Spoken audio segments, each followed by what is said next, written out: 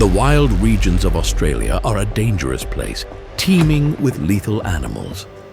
Unfortunately, not everyone is lucky enough to avoid the perils of this diverse continent, and some who venture too close pay for those mistakes with their lives.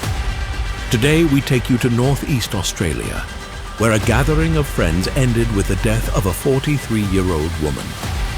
These are the terrifying last moments of Beryl Ruck, devoured alive by a massive crocodile. Welcome to Animal Sentence.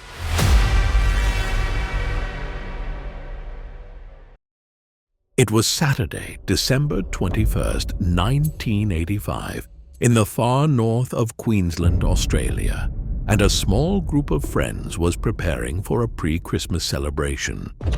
They didn't plan on doing anything too extravagant. All of them had known each other for a long time and wanted to spend some time together before family gatherings absorbed them during the holidays. With this sentiment in mind, the group organized a barbecue.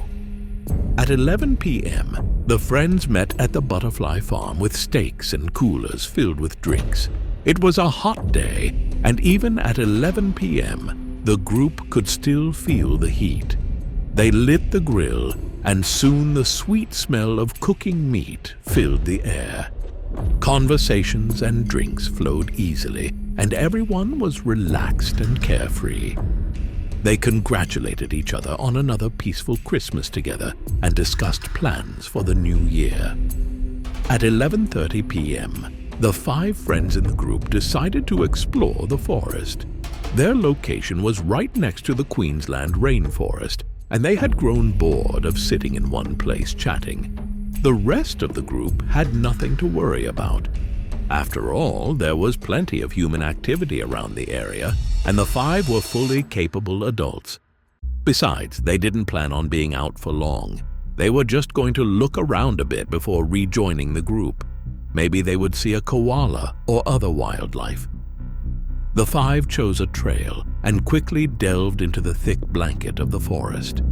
Soon, they saw a walkway cutting through the jungle and decided to follow it. A few minutes of walking brought them to a private pier overlooking the Barat Creek, a waterway of the Daintree River. The view from the pier made their plans to return go out the window. The 5 friends sat on the pier and started a new conversation, enjoying the night air while talking and laughing. A single light pole hanging overhead provided them with enough light, and they were perfectly content with their current arrangement. 11:30 p.m. turned into midnight, but the conversation still hadn't slowed down. One of the 5, Maurice Mealings, suggested they get into the water to cool off. The weather was still warm and they had walked there, so it made sense that a dip in the creek was justified. The Daintree River is home to a growing population of crocodiles, and northeast Australia is commonly known as crocodile country. The friends knew this. They were all aware that their location was near the mouth of the Daintree, where the river opens into the Coral Sea.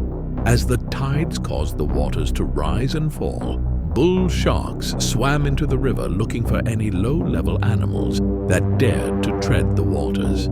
Sharks were already terrifying enough, but crocodile attacks are 100 times more deadly than shark attacks. Sometimes sharks approach humans out of curiosity and get scared off by biting. Crocodiles, on the other hand, have one mission in mind when they approach their prey, and that is to kill. The group stayed where they were, but getting into the water was a tempting prospect. The tides were low, so the water was only a few feet deep, which ruled out the possibility of sharks. Additionally, the surface of the water was still, like a blank slate. There didn't seem to be any imminent danger, and it was easy for anyone to walk and wade in. If there was any danger, surely they could detect it and escape in time. With these thoughts in mind, Maurice strengthened his resolve and got into the water. He stayed near the edge, took a quick turn in the water, then quickly got out as if someone was chasing him. Though the night was hot, Maurice suddenly began to shiver. Being in the water filled him with a strong sense of dread. Every nerve ending in his body was tense, and goosebumps prickled his flesh. The worst part was that he couldn't even explain why he suddenly wanted to get out of there. Something just didn't feel right, and he couldn't say what it was. Trying to keep his emotions in check, Maurice told his 3 friends to stay out of the water.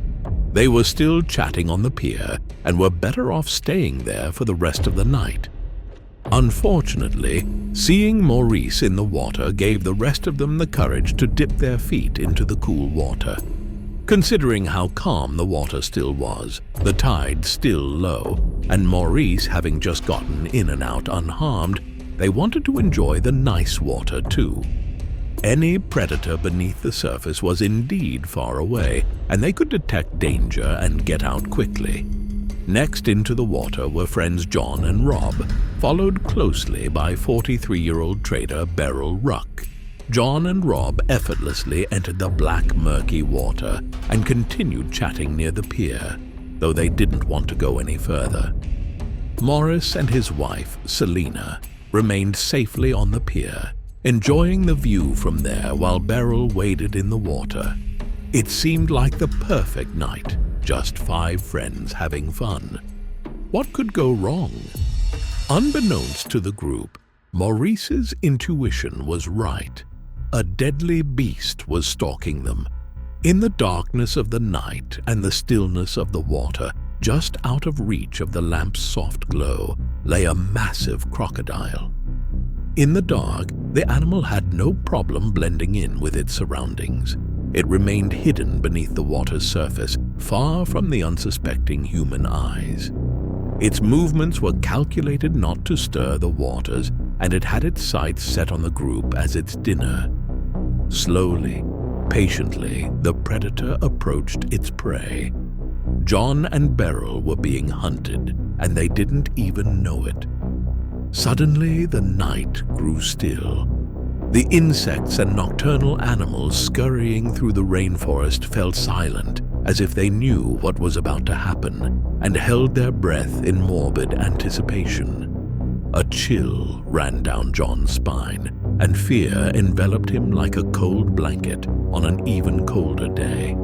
It was the same feeling Maurice had just moments before. John wasn't sure what it was either. He knew he had to get out of the water immediately.